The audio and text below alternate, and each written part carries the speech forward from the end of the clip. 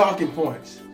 My name is Dr. Stephen E. Gardner, and I'm here to bring you another segment in this new series entitled Core Values for Faith and Community Leaders.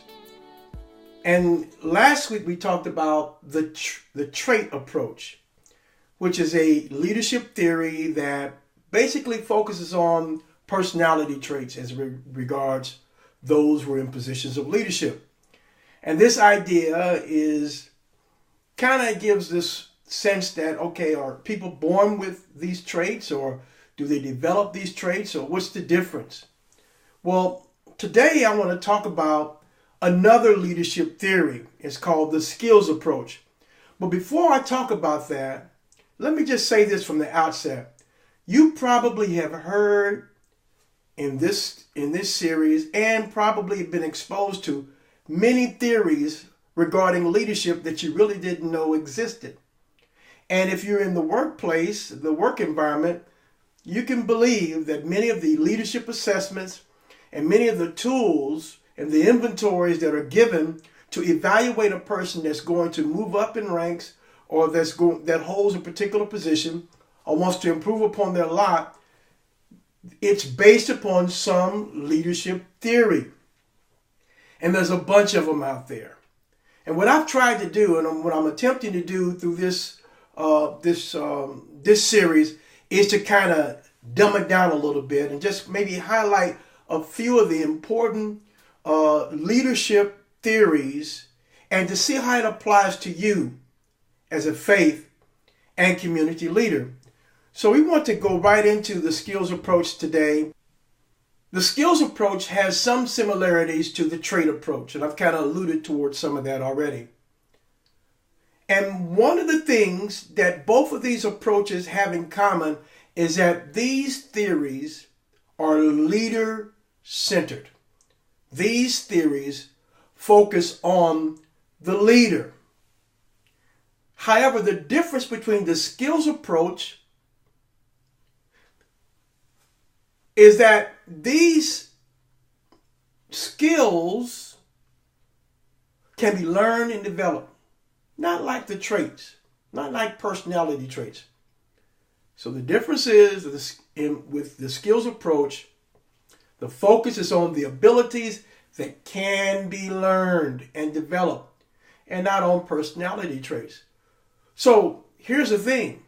A person might be in a position of leadership and yet may not have all of the personality traits that go along with it. On the other hand, they can learn how to lead. I believe that every individual can learn how to lead and become a better leader, irregardless of where they may fit in their organization or in their position in the community. I want to say this also, that personality has an important role in leadership. The skills approach implies that knowledge and abilities are essential for effective leadership. Personality is important, but the skills approach implies that knowledge and abilities are essential for effective leadership. Well, let's talk about this. Studies about leadership took a heightened turn when Robert Katz published his discourse on leadership. His research appeared in the Harvard Business Review in 1955, titled, quote unquote, Skills of an Effective Administrator. Katz's approach was an attempt to transcend the trait problem by addressing leadership as a set of developable skills. First of all, let's look at the three skills approach based upon Robert Katz's research. He breaks it down into three things: technical skills, human skills, and conceptual skills. When Dr. Katz was talking about technical skills, he says that they are knowledge about and proficiency in a specific work or activity. And included in this description are competencies in a specialized area, analytical ability, and the ability to use appropriate tools and techniques. Human skills are knowledge about the ability to work with people. Basically speaking, we're talking about people skills. If you're going to be a leader, or if you are a leader, you want to have some good people skills. You want to know how to relate to people that have different personality types around you, and not, try to rule with a rod of iron to try to make people do what you want them to do. The 3 skills approach highlights the fact that this individual with these human skills knows how to work with people. Then the third thing that he outlines in his approach is conceptual skills. Now I like this, because conceptual skills are the ability to work with ideas and concepts. And these skills are central to creating vision or a strategic plan for an organization. Through conceptual skills, the leader can take these ideas that come to mind and formulate them into a vision for their organization, or develop a strategic plan for the same. Now there's another 3 skills model out there, and it's by Mumford. And so far in our discussion on skills approach, we've looked at the 1950s research presented by Robert Katz. Now I want to move up to the 1990s, when a group of researchers with funding from the U.S. Army and the Department of Defense, they set out to test and develop a comprehensive theory on leadership based on problem-solving skills in organizations. The studies were conducted over a number of years using a sample of more than 1,800 Army officers from the rank of second lieutenant to colonel. Now, the skill-based model of Mumford's group has 5 components: competencies, individual attributes, leadership outcomes, career experiences, and environmental influences. So his is a little different in that his 3 skills model focuses on 5 components, where the other, by Katz, it has technical skills, human skills, and conceptual skills. Mumford, under his 3 skills model, again has these 5 competencies. 1, competencies, individual attributes, and leadership outcomes, as well as career experiences and environmental influences. Now, let's kind of look at this. On this next slide here, we have a model of what this looks like. And this is the skills model of leadership. As you can see, in the first column, we have individual attributes, where you have general cognitive ability, crystallized cognitive ability, motivation, and personality. And in the middle column, we have these competencies: problem-solving skills, social judgment skills, and knowledge.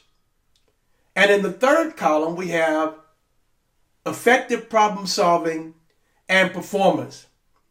And the 2 influences that influence these are career experiences and environmental influences. And we're going to really break some of this down now, but I want to give you at least a picturesque view of how the skills models work that was presented by Mumford and his group. Let's talk about competencies first of all. Problem-solving skills are skills that reflect on a leader's creative ability to solve new and unusual, ill-defined organizational problems, which includes identifying the causes and articulating a vision that will help followers understand and make sense of and act on the problem. So not only they can identify with the problem, but they also are able to help followers to make sense of and act on it. You know, we all have heard people that talk about, well, this is the problem, this is the problem, this is the problem. Well, then I've heard what the problem is, but what is the solution?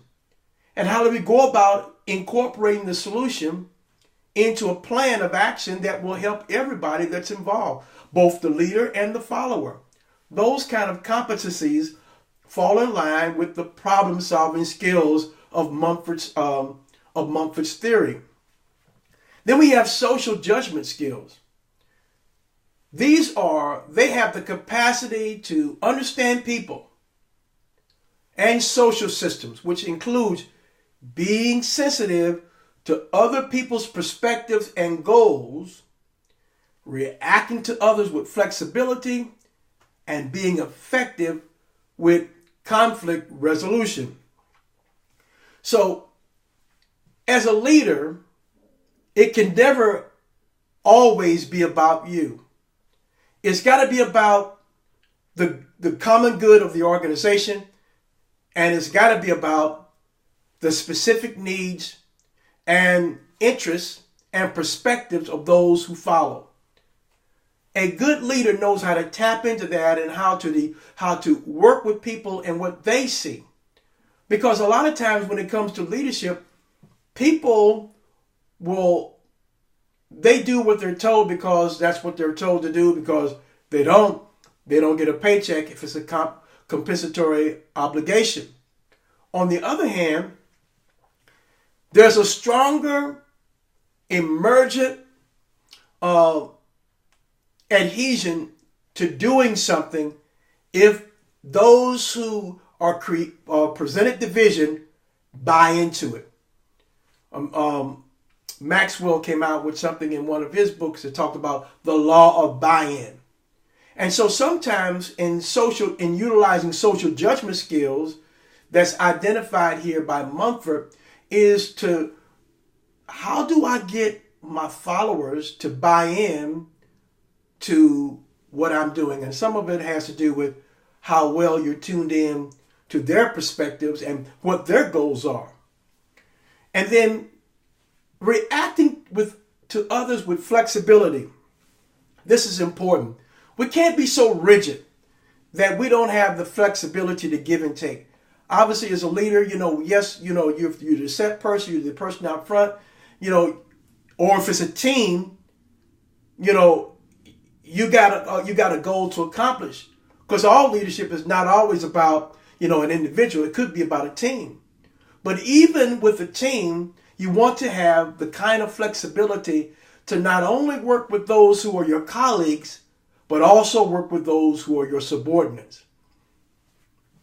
Then we have social judgment skills is the ability to kind of operate and be effective with conflict resolution.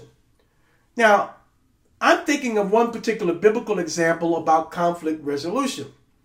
And it's kind of cut and dry to the point. And it was about a conflict that arose between two women when Solomon was king. And one woman was saying, "This is my child." And the other one was saying, "This is my child." And so they brought their problem, they brought their conflict before King Solomon. And so Solomon made a judgment call. And he said, let's divide the baby in half and give one half to one of the ladies and give the other half to the other ladies. And then one of the ladies says, "Oh, no, she can have it." And that's when Solomon was able to discern, by utilizing good social judgment skills, he was able to resolve the conflict that existed between them and identify the mother, the real mother in the situation. Now, obviously, that's kind of a crude example, but the point is still there, is that as a leader, you should know how, or we should know how, to resolve conflicts and being effective with that. Well, one of the other competencies that's mentioned by, that's under Mumford's theory is knowledge. Now, knowledge here in this case is like this. It's facts and information that you have in your mind that's based upon experience and training. Again, it's facts and experience that you have in your mind that's based upon or premised upon your experiences and the things that you've been trained in. People who are effective in using this knowledge have the potential of being an expert in a particular area. Now, when I got my doctorate, one of the things that I had to do is that I had to go before a committee. And my dissertation committee was composed of a chair, a subject matter expert, and a methodologist. And all of these three primary individuals had to work together as a team. But they have what I would call knowledge. One was an expert in a particular area. Since I focused on social justice, that was my primary focus, then this individual was a sub-area. And since the theory that I used to address social justice among evangelical leaders was a transformational leadership, then I needed to have a methodologist in that particular area who could evaluate to see if I was staying true to the theories as well as the information that's regarding the subject. Well, that's an example of knowledge. And that is people who are effective in using this knowledge have the potential of being an expert in a particular area. And maybe there's some things that you know, some experiences that you've had. Some of us have all had something that we learned to become good at. And that enables us in many cases to be an expert in a particular area. One of the things we learned from King David is that he surrounded himself with champions. He surrounded himself. His team was composed of individuals who could do things that he couldn't do. A good leader identifies individuals around them that have particular skill sets to do the things that they can't do, or that they can delegate certain skills that they can do that will alleviate the pressure so they can focus on the big picture and the strategic plan of the organization. Well, let's talk about those individual attributes. And when we talk about individual attributes, there are about 4 or 5 things here, but it includes general cognitive ability that grows and expands through your early adulthood and declines with age. And then there's crystallized cognitive ability. This is learned or acquired over time. So, it's kind of clear there when we talk about general cognitive ability. You learn stuff and then it starts to decline. I've noticed that, as I've gotten older, I may forget a few things, and I may forget about things that I may have, that I knew early on. But then there are certain things that you don't forget. So there's a certain crystallized cognitive ability of something that's learned or acquired over time. For example, many of us learned how to ride a bicycle when we were, a juvenile or whatever the case it might be. And you might be 50 plus years old. You still know how to ride a bicycle. And you may not have ridden a bicycle maybe in the last 10 years, but that is a crystallized cognitive ability. And I'm just using that as an example that says I acquired this. And there are other things that we have acquired that's crystallized, has become a part of us, that's become intertwined with our nature. And I just happen to use that one as well. The other couple of things we want to talk a bit about here when we talk about individual attributes is motivation. Now, according to this model, individuals address organizational challenges by a willingness to take the lead, to exert their influence, and be responsible for trying to advance the overall human good and value of the organization. How motivated are you as a leader? Or are you looking to shuck and jive and push it off on somebody else, especially when a challenge comes? Remember, we talked about last week when the 12 spies were sent out and they spied out the land. They spied out the land of that God had promised to give them. And in spying out that land, 10 of those spies came back with an evil report, and 2 of those spies came back with a good report. And the majority of the people listened to the majority. They listened to those had the bad report. But there were 2 of those individuals, one by the name of Joshua and the other one by the name of Caleb, that said this. They had the motivation to take the challenge. They had the motivation to be responsible, to move forward with what God had already outlined for them. So motivation is the willingness to take the lead. They said, we be more than able. Let us go up at once to exert their influence and be responsible to try to advance the overall human good and value of the organization. You want people around you that value the overall human good of the organization. And you want a leader in front of you that does the same, as well as have those kind of social skills to work with those that are colleagues and also those who are subordinates. The other individual trait that's mentioned here, according to Mumford's theory, is personality. Now, according to the skills model, it takes into consideration that personality characteristics such as openness, tolerance for ambiguity, and curiosity may affect a leader's motivation. Openness, tolerance for ambiguity. You know, we got to be open-minded, and at the same time, we have to be able to tolerate just not knowing.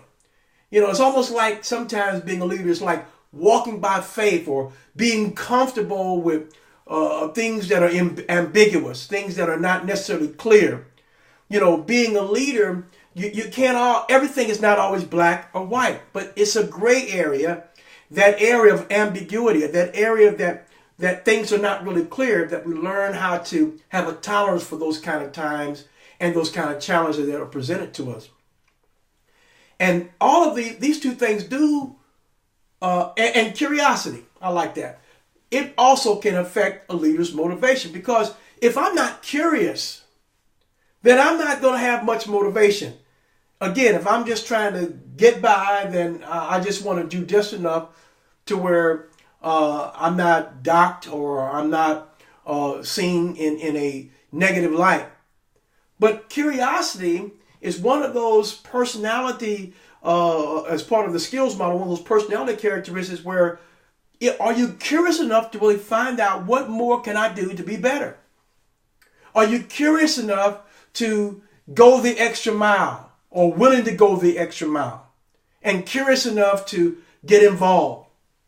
So when it comes to this, openness, tolerance, ambiguity, and curiosity, yes, it does affect a leader's motivation. Furthermore, when it comes to resolving conflicts, confidence and adaptability may be beneficial to a leader's performance. Confidence, you got to have confidence if you're going to attempt to resolve some sort of conflict. And adaptability. Again, it's not always black and white, and sometimes it's a give and take, and sometimes we have to make the necessary compromises and adaptations, and that's part of being a good leader. Because if a leader can't adapt, or if he doesn't have confidence, his performance is going to really reflect that. Well, let's talk about leadership outcomes. Now, according to the 3 components of the skills model, everything we've discussed thus far leads to leadership outcomes. But there are 2 things that are congruent to leadership outcomes: effective problem solving and performance. Everything in an organization is not hunky-dory. There will always be challenges. Sometimes there are with people. You may have challenges with certain kinds of people. Or the organization might be presented a challenge that could be fiscally related or some other aspect. Maybe there's a new competitor in town or whatever the case it might be. And now you're the leader. And so you have to, direct the organization, rely upon the input from those in your board or whatever the case it might be as to how do we address or how do we compete or should we compete at all? Or how do we maintain the brand that we have? All of these things are associated with you being a leader. And so whenever these challenges are presented to us, the leader who's in charge, his performance or her performance will always be evaluated.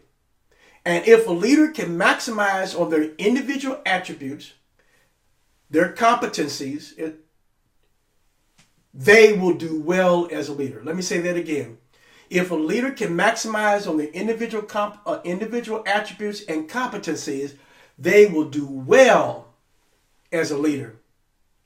However, there are two other factors that also impact the leader's overall performance. And let's look at that. Career experiences and environmental influences. The skill model suggests that experiences accumulated over the course of a leader's career, such as their knowledge and skills to solve problems. The final component of the skills model is environmental influences, which is characterized in two ways: internal influences and external influences. The internal influences affect the leader's performance through such factors as technology, facilities, expertise of subordinates, and communications.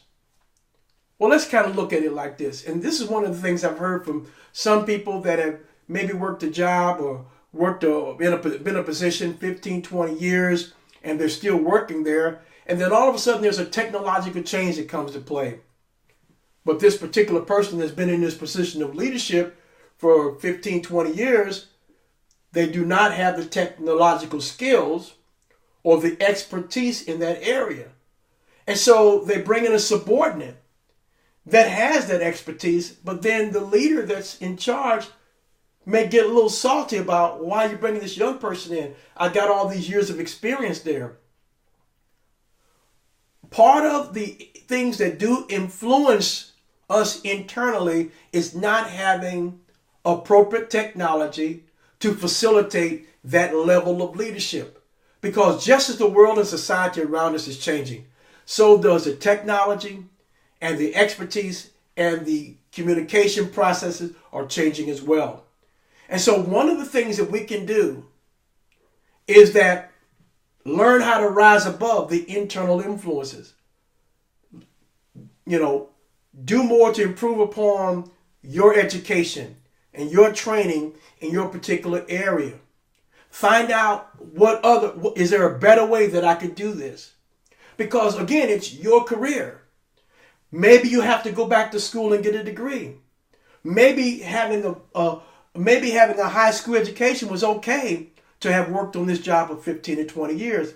But now you need something more than that. Or maybe you have a bachelor's or a master's degree and you and you come to the point now to where you're going to need to have some other type of certifications, or maybe you need to get another degree. All of these things are important and are things that we have to think about when we talk about environmental influences. Now, there are also external influences, and this can be economic, political, and social, as well as natural disasters. They can also prevent or provide unique challenges to leaders. For example, when I did my dissertation on pastoral leaders and the like, one of the examples that I had there was the story about how the pastors in Katrina rose to the occasion to provide the necessary assistance. And one of the things that was outlined in detail from the study and the research that I'd done, that many of them fell short because they did not have the kind of necessary skills. They had the passion, they had the desire, and they had the heart for it, but they were not trained by Red Cross, or they were not trained specifically in disaster relief. Now, obviously, as a result of that's gone around the nation since Katrina, there's a lot of programs that are out there from the government that has now assisted faith-based organizations to improve upon their readiness for disaster relief. So that's an example of an external influence. Or there could be other economic influences, things maybe that you can't control, like we just talked about, the natural disaster, you couldn't really control it. There could be some other economic influences, or there could be some changes, in the political structure that could affect exactly what you're doing in your particular organizations. Or it could be some social issues that may have an external factor as to what you're trying to accomplish. All of these things, career experiences and environmental influences, they do impact a leader's ability to perform. So when we look back at the skills model, you can kind of see how all of these things kind of work together. You got the individual attributes, you got the competencies, and you got the leadership outcome. One leads to the other, but underscoring both of those things are career experiences and environmental influence. Well, let's begin to wrap up this segment today on the skills approach. You may ask the question, well, how does the skills approach work? Let me be succinct in my answers. The skills approach is primarily descriptive. It describes leadership from a skills perspective. Rather than providing prescriptions for success in leadership, the skills approach provides a structure for understanding the nature of effective leadership. In today's presentation, we discuss Katz of 1955 and Mumford, Zakara, and Harding in their work in 2000. This 3 skills approach of Robert Katz suggests that the importance of certain leadership skills varies depending on where the leaders are in the management hierarchy. The skills model of Mumford provided a much more complex explanation on how skills relate to the manifestation of effective leadership. Their skills model contends that leadership outcomes are a direct result of the leader's competencies in effective problem-solving skills, social judgment, and knowledge. And overall, the skills approach works by providing a map for how to reach effective leadership in an organization. Leaders need to have problem-solving skills, social judgment skills, and knowledge. And workers or followers can improve their abilities in these areas through training and experience. And although each leader's personal attributes affects his or her skills, it is the leader's skills themselves that are the most important in addressing organizational problems. Well, I trust that you've been blessed by this segment on the skills approach. And on this last slide here, you can find the references in case you want to do some further study or to look up. But I want to thank you for joining us today on Talking Points, and we look forward to being with you next week. Now, next week, we're going to talk about transformational leadership. We're going to talk about transformational leadership. So you don't want to miss that particular topic because that relates very well, especially to faith and community leaders. God bless you. We'll talk to you soon.